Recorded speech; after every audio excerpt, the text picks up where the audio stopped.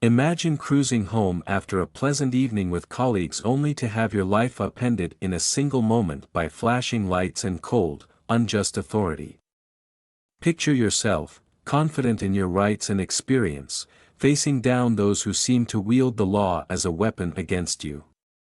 Tonight's story plunges you into that very scenario, where one man's calm determination turns a routine traffic stop into an unforgettable courtroom showdown that challenges a broken system.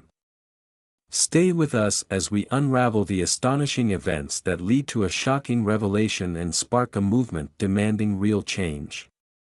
Darius Monroe had just left a cozy dinner gathering with trusted colleagues in Baton Rouge, Louisiana. The warmth of the evening had filled him with a sense of contentment, a rare moment of relief away from the relentless pressures of his daily responsibilities. Unburdened by thoughts of legal battles or courtroom dramas, he looked forward only to returning to the quiet sanctuary of his home.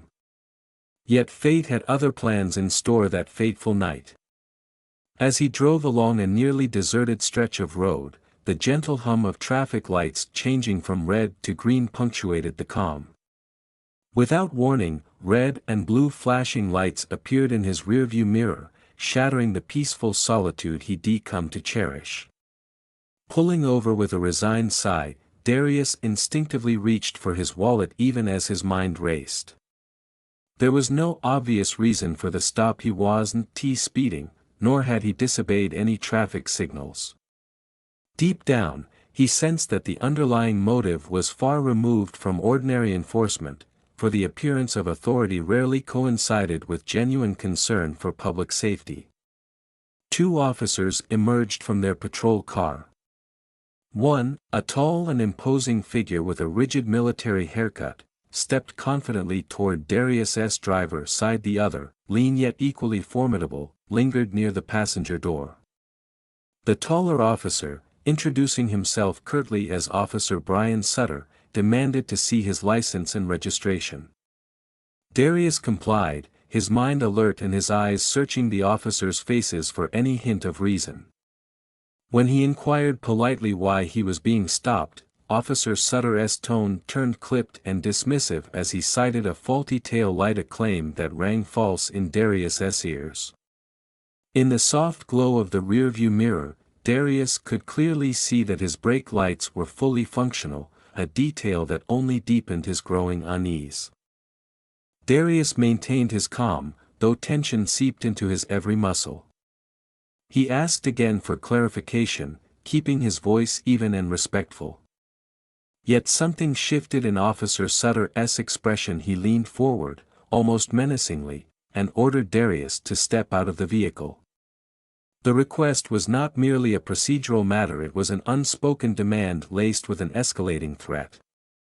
Darius's instincts, honed by years of navigating the complexities of law enforcement and justice, screamed that something was amiss.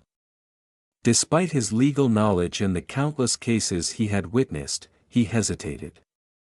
"I'm not stepping out until you tell me why," he declared, his voice steady but firm, defying the sudden rush of pressure that threatened to overwhelm him.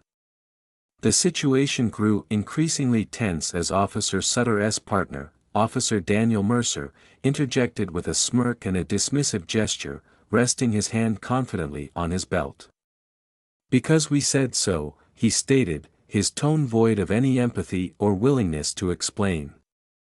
This curt reply was the spark that ignited the volatile mixture of frustration and determination burning within Darius. He knew his rights, he knew that without probable cause, he was under no obligation to exit his car. Yet the officers, blinded by a misguided sense of authority, refused to acknowledge this fact. In a sudden, jarring motion, Officer Sutter yanked open the door and forced Darius out, his grip tightening around his wrist. The seatbelt's metal clasp dug harshly into Darius's shoulder as he instinctively recoiled, protesting the rough handling. "What the hell are you doing?" he barked, his words cutting through the thick tension in the air. But the officers were unyielding. In a matter of seconds, the situation escalated into a physical struggle. Officer Mercer, now on the other side of Darius, twisted his arm behind his back with a swift, calculated motion. The cold, unrelenting metal of the handcuffs bit into Darius's skin, igniting a burning protest from his body.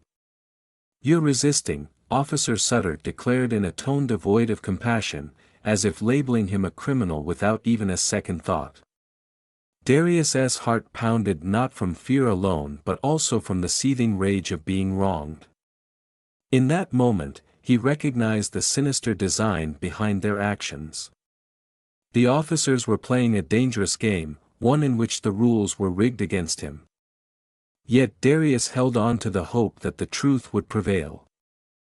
Later, inside the austere walls of the East Baton Rouge Parish Courthouse, the courtroom buzzed with the mundane clatter of routine administrative work. Clerks shuffled papers, and murmurs of idle conversation drifted through the air. However, an undercurrent of tension permeated the space, as if everyone sensed that this was no ordinary trial. Darius, who had now become the defendant, sat at the defense table with a posture that radiated both composure and controlled defiance. The charges levied against him were grave resisting arrest, obstruction of justice, and disorderly conduct, among others.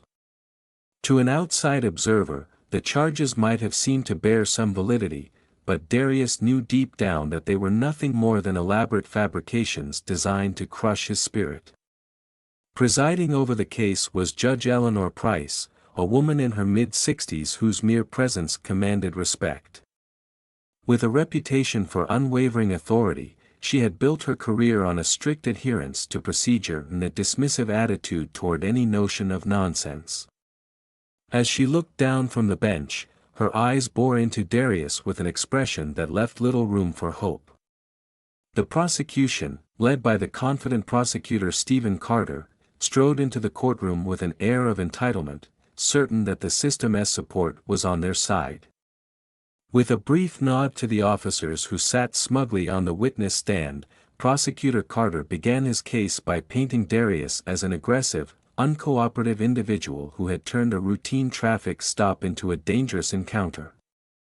Darius listened as Prosecutor Carter recited the official narrative, an account that depicted him as combative from the very start, defiant in the face of lawful orders. The prosecutor's words dripped with the arrogance of someone who believed that the officer's word was infallible. "Your Honor," he began, "this is a straightforward case.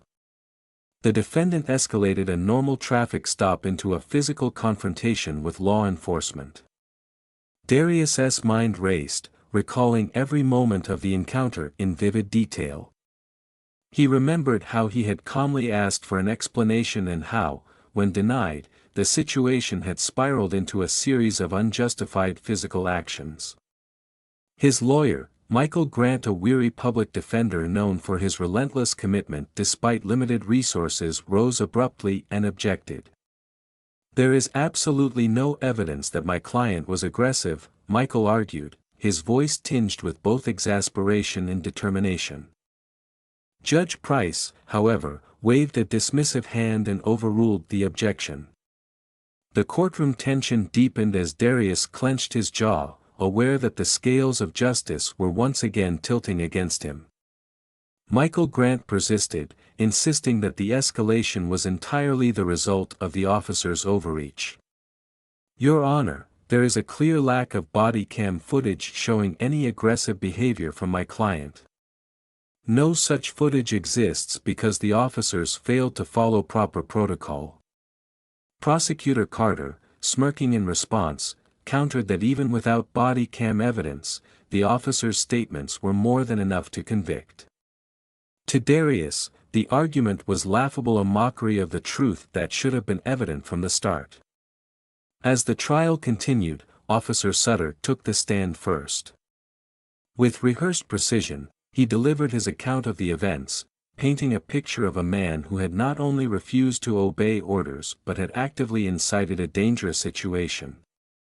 The defendant was combative from the very beginning, he stated, his tone as smooth as it was cold.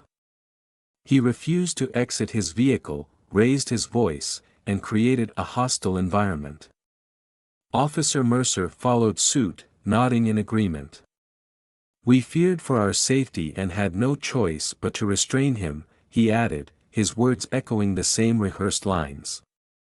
Every statement was a carefully constructed lie designed to support a narrative that was as misleading as it was unjust.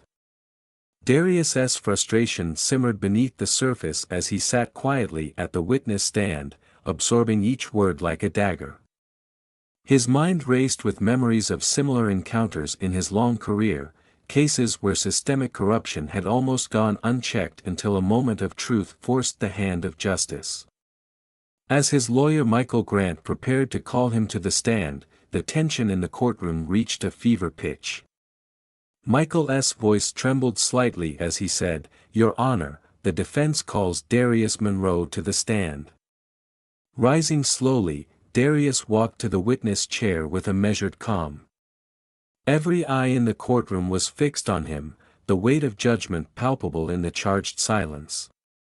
With his hands resting lightly on his lap, he allowed himself a brief moment of introspection. Inside, however, his heart was a maelstrom of emotions: anger, determination, and the resolute certainty that he would not be silenced. When the court clerk swore him in, Darius took a deep breath and began to recount his version of the events, his voice resonating with the clarity of truth. Directly addressing the prosecutor, Darius calmly stated, "I did ask why I was being ordered out of my vehicle. There was no legal basis for such an order." Prosecutor Carter feigned a sigh, his tone dripping with condescension as he responded, "So you refuse to exit, is that correct?" Darius repeated his stance with quiet insistence, "I simply asked for an explanation, which is my legal right." The prosecutor's smirk only deepened as he turned to the judge, shaking his head as if frustrated by what he considered a blatant disregard for authority. But then, as if on cue, the atmosphere shifted dramatically. The courtroom fell into an anticipatory hush when Darius reached into his briefcase. With a measured calm that belied the intensity of the moment, he withdrew a small, unassuming badge. The badge, a symbol of authority and truth, glimmered in the courtroom's fluorescent light like a beacon of justice. "I am Darius Monroe," he declared, his voice slicing through the tense air like a sharpened blade, Assistant U.S. Attorney for the Southern District. For a split second, the room froze. Judge Price's stern expression wavered as the reality of Darius's true identity sank in. Officer Mercer's composure faltered, and even Prosecutor Carter's confident facade cracked, revealing a hint of panic. A murmur rippled through the courtroom as the implications of this revelation took hold. Darius's calm and resolute demeanor had turned the tide. The carefully orchestrated narrative of aggressive defiance and unlawful resistance began to crumble.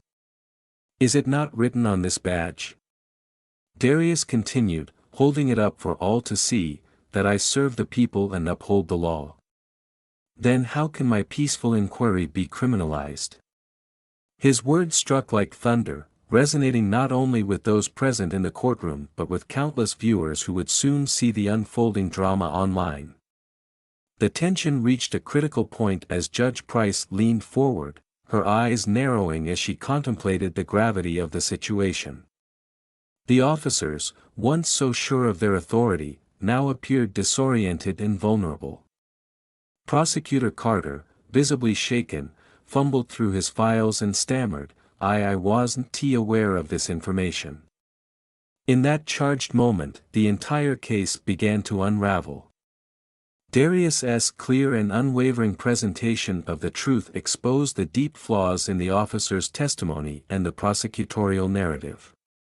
The courtroom, which had once seemed a stage for a routine legal farce, was now the battleground for a fight that transcended personal fate, a battle for justice itself. Judge Price's face hardened as she addressed the officers directly. "Would you care to amend your statements?" she asked, her tone leaving no room for evasion. The challenge in her voice forced Officer Sutter and Officer Mercer to exchange uneasy glances. Their previously rehearsed lines now hung in the air like a fragile veneer, threatening to shatter under the weight of the undeniable evidence. Darius's inner strength radiated as he leaned back in his seat, confident that the truth would out. "I request that the court obtain the complete dispatch call logs from the night of my arrest," he said firmly. This request was not made on a whim, it was a calculated move to expose the inconsistencies in the officers' accounts. If the officers had radioed in before initiating the stop, their claim about a faulty tail light would crumble. And if they had not, then they had violated proper protocol from the start. Judge Price paused, her gaze heavy as she weighed the implications of this request. She knew that granting it could irrevocably alter the outcome of the case, yet denying it would amount to burying evidence and perpetuating injustice. With a deliberate exhale, she said, "Request granted." In that single sentence, the equilibrium of power shifted irrevocably. Officer Sutter's rigid composure gave way to a sharp exhale as his mask of authority cracked. Officer Mercer's jaw tightened, and even Prosecutor Carter's smirk faded into a look of anxious resignation. Outside the courthouse, the ripple effects of that moment began to take shape. In the back of the courtroom, a young journalist from a local newspaper typed furiously on her laptop, capturing every electrifying moment as it unfolded. Within hours, the story had exploded across social media and cable news networks. Headlines blared with phrases such as "Assistant U.S. Attorney wrongfully arrested by Baton Rouge officers and corruption exposed, a federal prosecutor's stand against injustice." The incident was no longer a solitary case, it had become a symbol of a system that had long operated in the shadows, with countless other stories waiting to be told. In the wake of this public outcry, community activists mobilized with unprecedented fervor. Rallies formed outside the courthouse, and protesters demanded accountability for the actions of those who had abused their power. Civil rights attorneys began poring over old case files, uncovering a disturbing pattern of bias and misconduct that had been hidden for far too long. Internal police records leaked details of discussions among officers trying to justify questionable stops, and testimonials from other African American drivers emerged, each one a grim reminder that Darius Monroe's experience was not an isolated incident. As the day turned into night, Darius returned to his modest apartment, his mind awash with the events that had transpired. His phone buzzed incessantly with calls from journalists, lawyers, and ordinary citizens who had experienced similar injustices. Every ring was a reminder that while his name was now emblazoned across every news outlet, there were still countless voices left unheard. In the solitude of his apartment, Darius contemplated the bitter irony of the situation. A man who had dedicated his life to upholding the law now found himself at the center of a national debate on systemic abuse and corruption. The following days brought more turbulence. City officials scrambled to issue statements that were measured and vague, while the Baton Rouge Police Department announced an internal investigation, a gesture that many critics dismissed as nothing more than a distraction. A prominent civil rights attorney soon filed a federal lawsuit against the department on behalf of those who had suffered similar fates. Community leaders demanded that Judge Eleanor Price step down, alleging a history of bias that now threatened to undermine public trust in the judiciary. Protests persisted, and the case was eventually handed over to the state's Attorney General for a thorough review. Despite the storm swirling outside, the courtroom prepared for one final confrontation: the verdict. Darius, having endured a trial that tested both his resolve and his faith in the system, returned to the courthouse. The once sterile atmosphere now pulsed with anticipation, as reporters and supporters crowded the corridors. Judge Price's demeanor had shifted dramatically from her earlier indifference. Gone was the casual disinterest, replaced instead by a measured seriousness that hinted at the magnitude of the decision before her. Inside the courtroom, the silence was almost tangible as Judge Price cleared her throat. The weight of the past weeks, the protests, the media frenzy, the leaked files seemed to press down on everyone present. In her final review of the evidence, she hesitated just for a second before delivering her decision. The court finds the defendant. Her voice wavered ever so slightly before she pronounced the verdict, not guilty. A collective wave of relief and disbelief surged through the courtroom. Darius remained still, his expression unreadable, as the gravity of the outcome settled over him like a mantle. Yet even as the verdict was announced, the repercussions of the case continued to unfold. The officers, whose faces had once radiated smug certainty, now sat with expressions of shock and fear. Officer Mercer's hands clenched tightly, as if trying to grasp onto what little dignity remained. Officer Sutter, who had been the embodiment of authority mere moments ago, now looked defeated, a man whose career was hanging by a thread. Prosecutor Carter's once confident stance had crumbled entirely, replaced by a haunted expression of regret. In the midst of this upheaval, Judge Price announced that all relevant materials would be forwarded to the state attorney's office for further review, a move that signaled that the system was finally turning its gaze inward. After the gavel was set down with a quiet finality, Darius slowly rose from his seat. His lawyer Michael Grant patted him on the back in a gesture that was both congratulatory and sorrowful, as though acknowledging that even this victory was only the beginning of a much larger fight.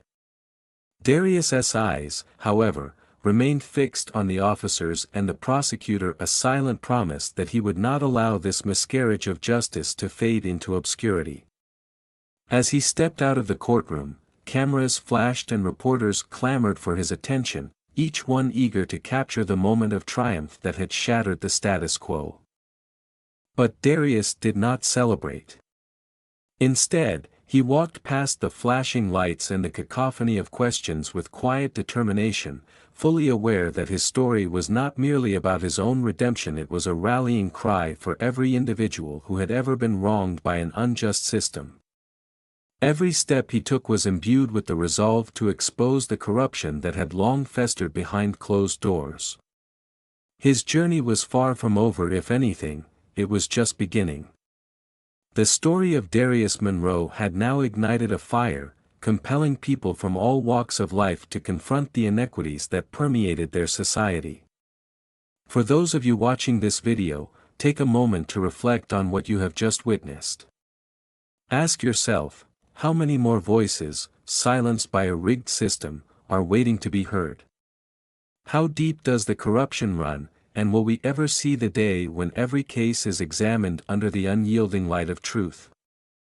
The answer is not simple, but it is a conversation we must have, because the fight for justice is not confined to a single courtroom or a single case. It is a call to action, a reminder that every one of us has the power to demand accountability and to stand up against injustice. So, as you absorb the final moments of this remarkable story, consider this: what will you do when your own voice is tested, and when the system that is meant to protect you turns its back? Are you ready to join the fight and ensure that no injustice ever goes unchallenged again? As the echoes of Darius Monroe's courageous stand slowly fade from the courtroom and into the fabric of our collective consciousness, we are left with a powerful call to examine the state of justice and accountability in our society. His story isn't simply a tale of one man's struggle against a system that had once seemed infallible. It's a rallying cry for every individual who has ever felt powerless or silenced by authority. In witnessing Darius's transformation from a targeted defendant into a beacon of truth and resilience, we are challenged to look beyond the surface of everyday encounters with law enforcement and to question the structures that govern our communities. In reflecting on this narrative, several enduring lessons emerge. First and foremost, Darius's unwavering determination to stand up for his rights, even in the face of unjust authority, demonstrates the profound impact that one individual can have on igniting broader change. His calm yet assertive declaration of his true identity and legal standing was not merely an act of self-defense, it was a statement that the truth must prevail over a culture of silence and complicity. When systems are flawed and the voices of the oppressed are too often drowned out by institutional power, it is up to courageous individuals like Darius to break the cycle of injustice. This story forces us to consider the critical importance of transparency in law enforcement. When accountability mechanisms fail, whether it be through the absence of body camera footage or the dismissal of legitimate legal objections, the very foundations of justice are undermined. Darius' insistence on obtaining the complete dispatch logs from the night of his arrest is a poignant reminder that evidence and accountability are not optional components of a fair legal process, they are essential. In our own lives and communities, we must ask ourselves, are the systems in place truly safeguarding our rights, or are they designed to conceal the truth and protect those in power? Moreover, the case of Darius Monroe teaches us that change often begins with a single, brave act of defiance. His decision to reveal his identity as an assistant U.S. attorney in the midst of a trial turned the tables on an entire system. It reminds us that even in situations where the odds seem overwhelmingly stacked against us, integrity and a commitment to justice can shift the balance.